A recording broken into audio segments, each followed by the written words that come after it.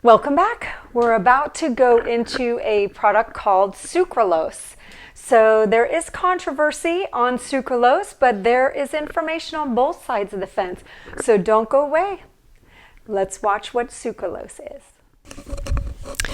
Okay, we're going to talk about Sucralose. And now there's some controversy around this product, but I'm going to have to zip through some things for the sake of time. But let's start with the pros and cons, and we're going to make it quick. It is an artificial sweetener and sugar substitute, but it's non-caloric, so it doesn't have the calories. Sucralose itself. It's actually made from real sugar, but the chemical structure is tweaked through processing. It's 600 times sweeter than sugar, so one drop of liquid sucralose is like a teaspoon of sugar in taste, and it actually tastes like sugar. There are versions of liquid sucralose that I use that actually test well with kinesiology or muscle testing. There have been more than 100 safety studies representing over 20 years of research, and scientists haven't found any direct negative health effects in people who consume sucralose long term. That's true for healthy individuals as well as those with diabetes. Now, it may cause problems at higher doses, but we would consume nowhere near that amount, and if you enjoy sucralose occasionally in moderation, it isn't likely to have a major effect, and that comes direct from Kate Patton, a registered dietitian.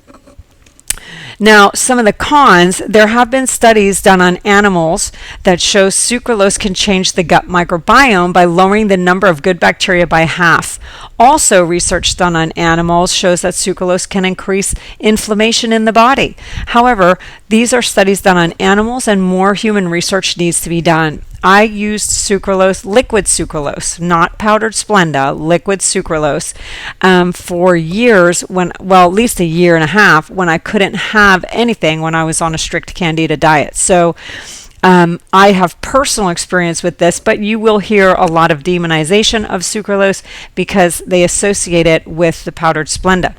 So as with anything, you should probably switch things up. Anyways, if you eat one food every single day, all of the time, you could actually develop an allergy or intolerance to it. So here's Splenda versus sucralose. Splenda is a synthetic sugar that isn't recognized by the body, but only 5% of Splenda is actually sucralose. So the other 95% of this sweetener is bulking agents like maltodextrin and dextrose, which I have short videos on both of those, and you'll see how I feel about both of those. They actually spike the blood sugar quicker than regular sugar will, which is a very high glycemic index on both of those products. They shouldn't be in an artificial sweetener for people who can't have sugar anyways. So Splenda is used as a sugar substitute and touted as a zero-calorie food products, but the calorie count of Splenda is actually 3.36 calories per gram, and that's coming from the dextrose and maltodextrin. There's excellent resources by draxe.com, and you can go to nutrition and sucralose.